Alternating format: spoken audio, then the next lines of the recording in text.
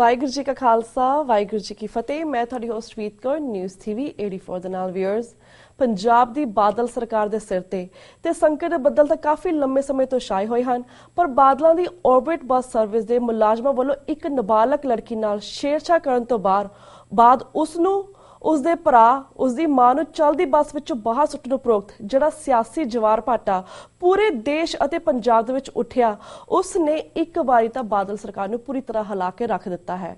Viewers, ਇਹ ਕੋਈ ਪਹਿਲੀ ਘਟਨਾ ਨਹੀਂ ਹੈ। ਇਸ ਤੋਂ ਪਹਿਲਾਂ ਵੀ ਬਾਦਲਾਂ ਦੀ ਔਰਬਿਟ ਬੱਸ ਦੇ ਡਰਾਈਵਰਸ ਤੇ ਕੰਡਕਟਰਸ ਨੇ ਕਈ ਲੋਕਾਂ ਨੂੰ ਮੌਤ ਦੇ ਘਾਟ ਉਤਾਰਿਆ ਹੈ। ਜਿਵੇਂ 2014 ਦੇ ਵਿੱਚ ਬਠਿੰਡਾ ਦੇ ਵਿੱਚ ਇੱਕ ਸਕੂਟਰ ਸਵਾਰ ਨੂੰ ਟੱਕਰ ਮਾਰ ਕੇ ਮਾਰ ਦੇਣਾ, ਬਰਨਾਲਾ ਦੇ ਵਿੱਚ ਇੱਕ ਔਰਤ ਨੂੰ ਬੱਸ ਥੱਲੇ ਕੁਚਲ ਦੇਣਾ, ਪਟਿਆਲਾ ਰਾਜਪੁਰਾ ਰੋਡ ਤੇ ਇੱਕ ਨੌਜਵਾਨ ਨੂੰ ਟੱਕਰ ਮਾਰ ਕੇ ਮਾਰ ਦੇਣਾ, ਲੁਧਿਆਣੇ ਦੇ ਵਿੱਚ ਇੱਕ ਫੋਕਲ ਪੁਆਇੰਟ ਤੇ ਬਾਈਕਰਸ ਨੂੰ ਟੱਕਰ ਮਾਰ ਕੇ ਮਾਰਨਾ, ਜਾਂ ਫਿਰ 12 ਅਪ੍ਰੈਲ 2015 ਨੂੰ ਧੂਰੀ ਵਿੱਚ ਇੱਕ ਬਾਈਕਰ ਸਵਾਰ ਨੂੰ ਔਰਬਿਟ ਬੱਸ ਦੇ ਥੱਲੇ ਦੇ ਕੇ ਕੁਚਲ ਦੇਣਾ। ਇਸ ਤੋਂ ਇਲਾਵਾ ਔਰਬਿਟ ਬੱਸ ਦੇ ਡਰਾਈਵਰਸ ਤੇ ਕੰਡਕਟਰਸ ਦੀਆਂ ਹੋਰ ਵੀ ਗੁੰਡਾਗਰਦੀ ਦੀਆਂ ਬਹੁਤ ਸਾਰੀਆਂ ਕੰਪਲੇਂਟਸ ਹਨ, ਪਰ ਕਿਉਂਕਿ ਇਹ ਔਰਬਿਟ ਬੱਸ ਬਾਦਲ ਪਰਿਵਾਰ ਦੀ ਹੈ, ਇਸ ਲਈ ਕੋਈ ਵੀ ਘਟਨਾ ਤੋਂ ਬਾਅਦ ਪੰਜਾਬ ਦੀ ਪੁਲਿਸ ਇਹਨਾਂ ਬੱਸਾਂ ਨੂੰ VIP ਸਰਵਿਸ ਜ਼ਰੂਰ ਪ੍ਰੋਵਾਈਡ ਕਰਦੀ ਹੈ ਤਾਂ ਕਿ ਇਹਨਾਂ ਨੂੰ ਕੋਈ ਹੱਥ ਨਾ ਲਗਾ ਦੇਵੇ। ਵਿਊਅਰਸ, ਇੰਨੀਆਂ ਵਾਰਦਾਤਾਂ ਹੋਈਆਂ ਪਰ ਕੋਈ ਕਾਰਵਾਈ ਨਹੀਂ ਹੋਈ। ਕਿ ਇਸ ਵਾਰ ਕੁਝ ਹੋਵੇਗਾ? ਇਸ ਸੰਬੰਧੀ ਅੱਜ ਅਸੀਂ ਪਹਿਰੇਦਾਰ ਨਿਊਜ਼ਪੇਪਰ ਦੇ ਐਡੀਟਰ ਸਰਦਾਰ ਜਸਪਾਲ ਸਿੰਘ ਹੇਰਾ ਜੀ ਨਾਲ ਗੱਲਬਾਤ ਕਰਾਂਗੇ, ਜਿਹੜੇ ਕਿ ਜਗਰਾਵਾਂ ਤੋਂ ਸਾਡੇ ਨਾਲ ਫੋਨ ਲਾਈਨ ਤੇ ਜੁੜ ਚੁੱਕੇ ਨੇ। ਜੀ ਵੀਰ ਜੀ, ਵਾਹਿਗੁਰੂ ਜੀ ਕਾ ਖਾਲਸਾ ਵਾਹਿਗੁਰੂ ਜੀ ਕੀ ਫਤਿਹ। ਵਾਹਿਗੁਰੂ ਜੀ ਕਾ ਖਾਲਸਾ ਵਾਹਿਗੁਰੂ ਜੀ ਕੀ ਫਤਿਹ। ਜੀ ਵੀਰ ਜੀ, ਜਿਸ ਤਰ੍ਹਾਂ ਅਸੀਂ ਇੰਟਰੋਡਕਸ਼ਨ ਵਿੱਚ ਉਹ ਦੱਸਿਆ ਕਿ ਕਿਸ ਤਰ੍ਹਾਂ ਔਰਬਿਟ ਬੱਸ ਨੇ ਇਹ ਬੱਚੀ ਨੂੰ ਵੀ ਬਾਹਰ ਸੁੱਟ ਦਿੱਤਾ, ਉਸਦੇ ਭਰਾ ਨੂੰ ਵੀ ਬਾਹਰ ਸੁੱਟਿਆ ਤੇ ਉਹਨਾਂ ਦੀ ਮਾਂ ਨੂੰ ਵੀ ਬਾਹਰ ਸੁੱਟ ਦਿੱਤਾ। ਐਗਜ਼ੈਕਟਲੀ ਉੱਥੇ ਬੱਸ ਦੇ ਵਿੱਚ ਕੀ ਹੋਇਆ ਮੋਗੇ ਦੇ ਅੰਦਰ, ਸਾਡੇ ਦਰਸ਼ਕਾਂ ਨੂੰ ਸਭ ਤੋਂ ਪਹਿਲਾਂ ਇਸ ਬਾਰੇ ਜਾਣਕਾਰੀ ਦਿਓ। ਇਹ ਜਿਹੜੀ ਬੱਸ ਔਰਬਿਟ ਬੱਸ ਸੀ, ਇਹ ਮੋਗੇ ਤੋਂ ਬਠਿੰਡੇ ਜਾ ਰਿਹਾ ਸੀ ਇਸ ਬੱਸ ਨੇ, ਤੇ ਉਹ ਇੱਕ ਜਿਹੜੀ ਸ਼ਿੰਦਰ ਕੌਰ ਉਹਦੀ ਬੇਟੀ ਸੀ ਜਿਹੜੀ 13 ਸਾਲ ਦੀ, ਅਰਸ਼ਦੀਪ ਕੌਰ, ਤੇ ਇੱਕ ਉਹਦਾ ਬੇਟਾ ਸੀ ਜਿਹੜਾ, ਮਤਲਬ ਮੌਕੇ ਤੋਂ ਉਸ ਬੱਸ ਵਿੱਚ ਸਵਾਰ ਹੋਏ ਜੀ। ਤੇ ਉਸ ਤੋਂ ਬਾਅਦ ਕਿਉਂਕਿ ਲੰਡੇ ਦੇ ਪੈਂਦੇ ਸੀ ਉੱਥੋਂ, ਤੇ ਇਹਨਾਂ ਨੇ ਅੱਗੇ ਤੇ ਬਾਗੇ ਪੁਰਾਣੇ ਤੋਂ ਪਹਿਲਾਂ ਜਿਹੜਾ ਟੋਲ ਪਲਾਜ਼ਾ ਹੁੰਦਾ, ਕੰਡਕਟਰ ਦੇ ਨਾਲ ਇਹ ਕੋਈ ਇਹਨਾਂ ਤਿੰਨਾਂ ਦੀ ਟਿਕਟ ਲਈ ਇਹਨਾਂ ਦੀ ਮਾਂ ਨੇ, ਪਰੰਤੂ ਕੰਡਕਟਰ ਨੇ ਇਹਨਾਂ ਨੂੰ 2 ਟਿਕਟਾਂ ਦਿੱਤੀਆਂ।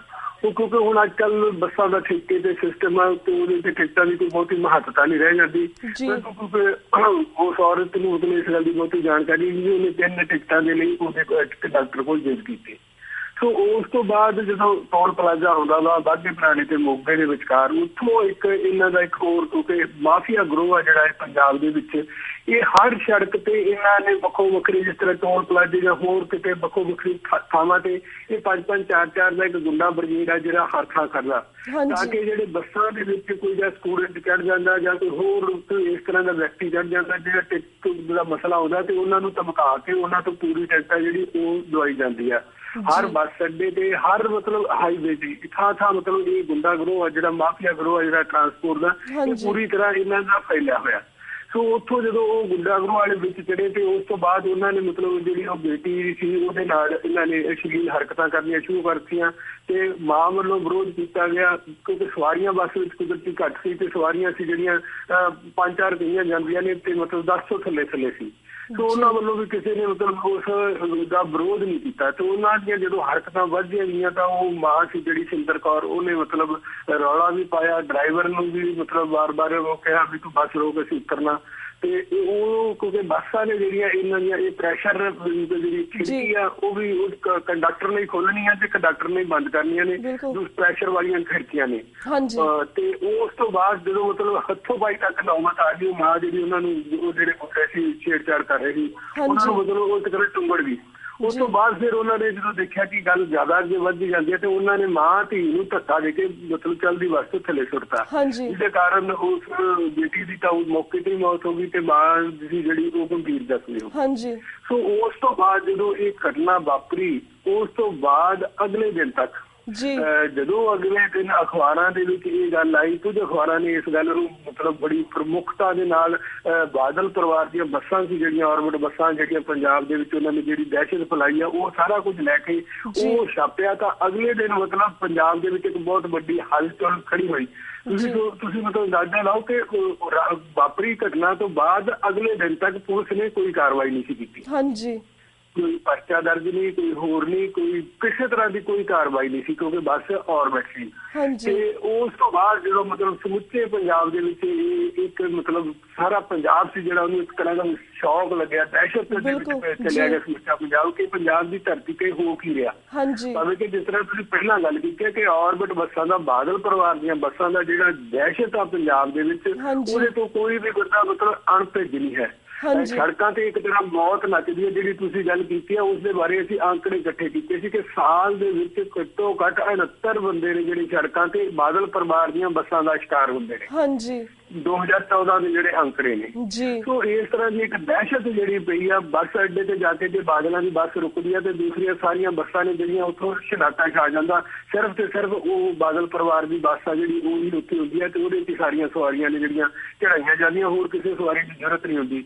ਤੇ ਜਿਹੜੀਆਂ ਰੋਡਵੇਜ਼ ਤੇ ਪੈਪਸੂ ਦੀਆਂ ਬੱਸਾਂ ਚੱਲਦੀਆਂ ਨੇ ਪੰਜਾਬ 'ਚ, ਉਹ ਨਾ ਸਵੇਰ ਦੇ ਟਾਈਮ ਉਹਨਾਂ ਕੋਲ ਟਾਈਮ ਆ ਨਾ ਸ਼ਾਮ ਦੇ ਟਾਈਮ, ਸਿਰਫ ਤੇ ਸਿਰਫ ਦੁਪਹਿਰੇ ਜਦੋਂ ਸਵਾਰੀਆਂ ਬਹੁਤ ਘੱਟ ਹੁੰਦੀਆਂ ਨੇ ਉਸ ਵੇਲੇ ਤੁਹਾਨੂੰ ਰੋਡਵੇਜ਼ ਦੀਆਂ ਲਾਰੀਆਂ ਨੇ ਜਿਹੜੀਆਂ ਉਹ ਪੰਜਾਬ ਦੀਆਂ ਸੜਕਾਂ ਤੇ ਦਿਖਦੀਆਂ ਨੇ। ਅਦਰਵਾਈਜ਼ ਜਿਹੜੇ ਪ੍ਰਾਈਮ ਟਾਈਮ ਆ ਉਦੋਂ ਕੋਈ ਵੀ ਰੋਡਵੇਜ਼ ਜਾਂ ਪੈਪਸੂ ਦੀ ਬੱਸ ਆ ਉਹ ਪੰਜਾਬ ਦੀ ਧਰਤੀ ਤੇ ਨਹੀਂ ਦਿਖਾਈ ਦਿੰਦੀ।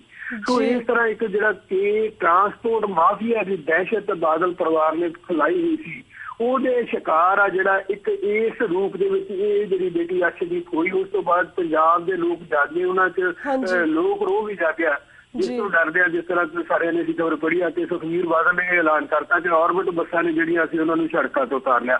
ਹਾਲਾਂਕਿ ਅਸਲੀਅਤ ਇਹ ਆ ਕਿ ਸੁਖਬੀਰ ਬਾਦਲ ਨੂੰ ਇਸ ਗੱਲ ਖੁਫੀਆ ਏਜੰਸੀਆਂ ਨੇ ਜਿਹੜੀਆਂ ਉਹਨਾਂ ਨੇ ਰਿਪੋਰਟ ਕੀਤੀ ਕਿ ਲੋਕਾਂ ਦਾ ਗੁੱਸਾ ਤੇ ਰੋਹ ਇੰਨਾ ਫੈਲਿਆ ਹੋਇਆ ਕਿ ਤੁਸੀਂ ਭਾਵੇਂ ਪੁਲਿਸ ਸੁਰੱਖਿਆ ਪਹਿਲੇ ਦਿਨ ਪੁਲਿਸ ਸੁਰੱਖਿਆ ਦੇ ਕੇ ਉਹ ਬੱਸਾਂ ਚਲਾਉਣ ਦੀ ਕੋਸ਼ਿਸ਼ ਕੀਤੀ ਗਈ ਸੀ, ਇੱਕ ਸਕਾਟ ਅੱਗੇ ਕਰ ਲਈ ਸੀ, ਇੱਕ ਸਕਾਟ ਪਿੱਛੇ ਚੱਲ ਰਹੀ ਸੀ।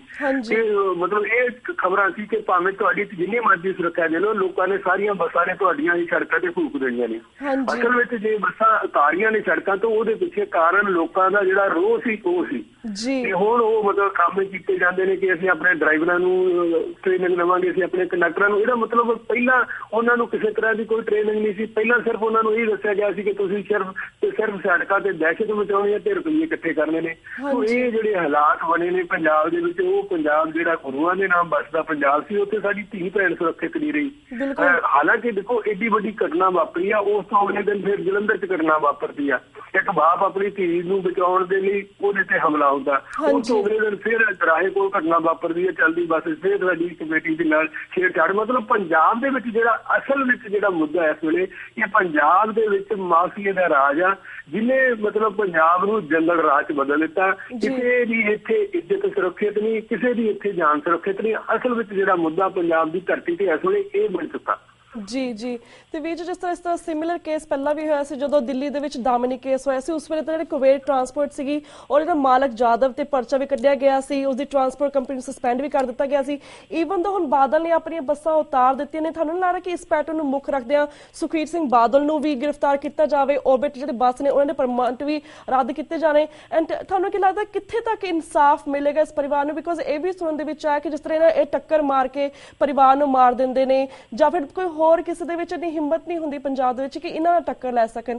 ਇਹ ਵੀ ਸੁਣਨ ਦੇ ਵਿੱਚ ਆਇਆ ਕਿ ਹੁਣ ਪਰਿਵਾਰ ਚੁੱਪ ਹੋ ਗਿਆ ਹੈ, ਕੁਝ ਕਾਰਵਾਈ ਨਹੀਂ ਹੋ ਰਹੀ। ਤੁਹਾਨੂੰ ਕੀ ਲੱਗਦਾ ਕਿ ਇਸ ਪਰਿਵਾਰ ਨੂੰ ਕਿੱਥੇ ਤੱਕ ਇਨਸਾਫ ਮਿਲੇਗਾ? ਦੇਖੋ ਜਿਹੜੀ ਗੱਲ ਪਰਿਵਾਰ ਵਾਲੀ ਹੈ, ਤੁਸੀਂ ਪਰਿਵਾਰ ਆ ਜਿਹੜਾ ਉਹ ਗਰੀਬ ਪਰਿਵਾਰ ਆ।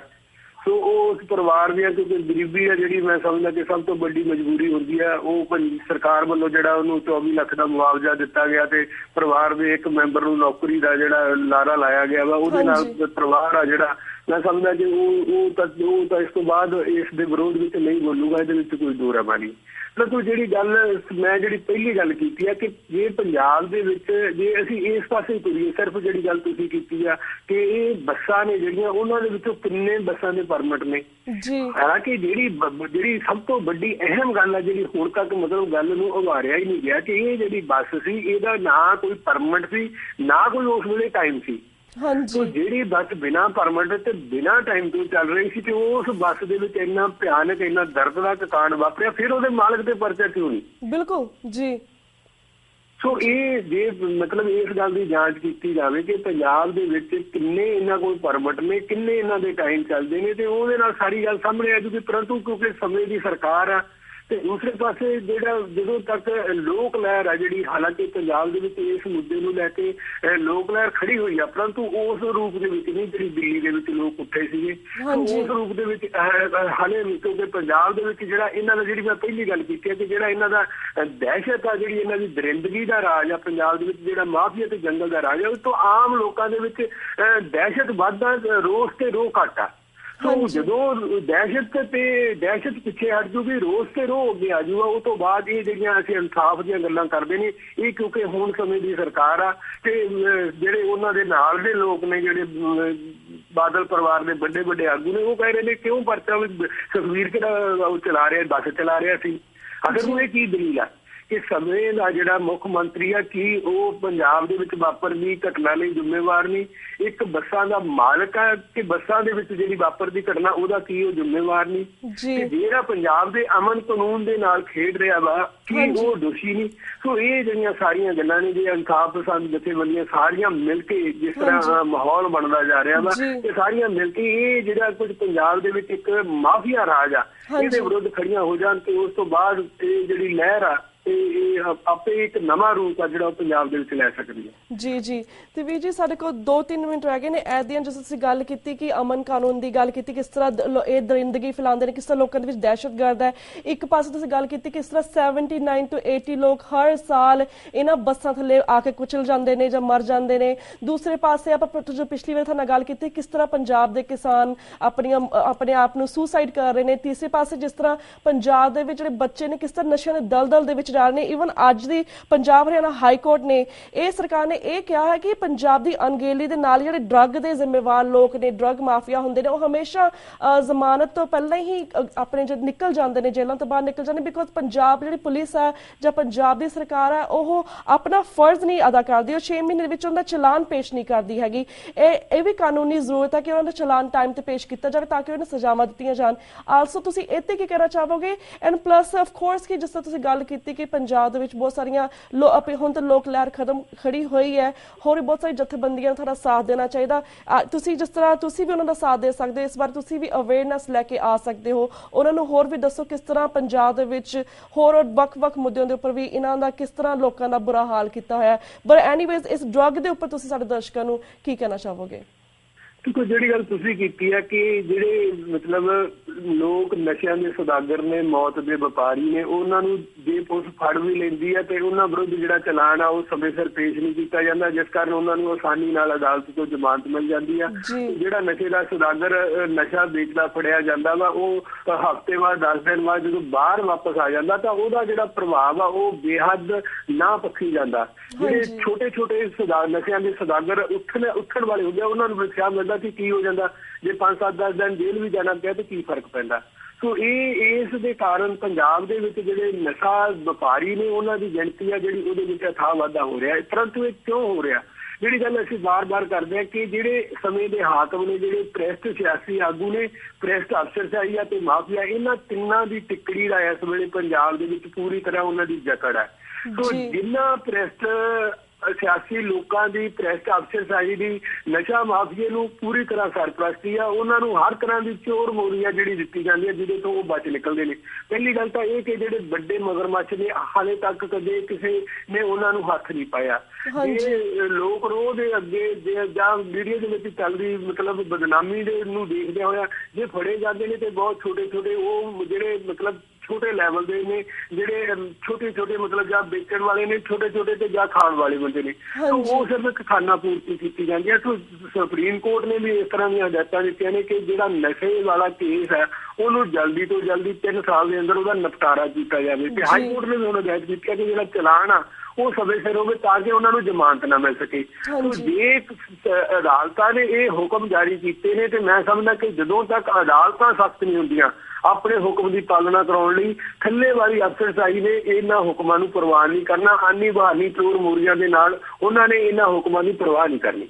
ਬਿਲਕੁਲ ਬਿਲਕੁਲ ਵੀਰ ਜੀ ਚਲੋ ਹੁਣ ਤਾਂ ਸਾਡਾ ਸਮਾਂ ਬਹੁਤ ਘੱਟ ਹੈ ਬਿਕੋਜ਼ ਸਾਡਾ ਬ੍ਰੇਕ ਦਾ ਟਾਈਮ ਹੋ ਰਿਹਾ, ਪਰ ਅਸੀਂ ਤੁਹਾਡਾ ਸ਼ੁਕਰੀਆ ਕਰਦੇ ਕਿ ਤੁਸੀਂ ਇਸ ਮੁੱਦੇ ਦੇ ਉੱਪਰ ਆਪਣੇ ਵਿਚਾਰ ਸਾਡੇ ਦਰਸ਼ਕਾਂ ਨਾਲ ਸਾਂਝੇ ਕੀਤੇ ਐਂਡ ਸਾਨੂੰ ਇਸ ਗੱਲ ਦੀ ਖੁਸ਼ੀ ਹੈ ਕਿ ਐਟਲੀਸਟ ਲੋਕਾਂ ਦੀਆਂ ਅੱਖਾਂ ਖੁੱਲ ਰਹੀਆਂ ਨੇ ਬਾਦਲ ਪਰਿਵਾਰ ਦੇ ਅਗੇਂਸਟ ਐਂਡ ਕਿਸ ਤਰ੍ਹਾਂ ਲੋਕ ਲਹਿਰ ਸ਼ੁਰੂ ਹੋ ਰਹੀ ਹੈ। ਇਸ ਸੰਬੰਧੀ ਅਸੀਂ ਚਾਹਾਂਗੇ ਕਿ ਨੈਕਸਟ ਟਾਈਮ ਵੀ ਅਸੀਂ ਤੁਹਾਡੇ ਕੋਲ ਪੂਰੀ ਅਪਡੇਟ ਲਈਏ, ਹੋਰ ਵੀ ਵੇਰਵਾ ਲਈਏ, ਪਰ ਹੁਣ ਅਸੀਂ ਤੁਹਾਡੇ ਕੋਲ ਇਜਾਜ਼ਤ ਲੈਣੇ ਕਿਉਂਕਿ ਸਾਡਾ ਵਕਤ ਬ੍ਰੇਕ ਵੱਲ ਜਾ ਰਿਹਾ।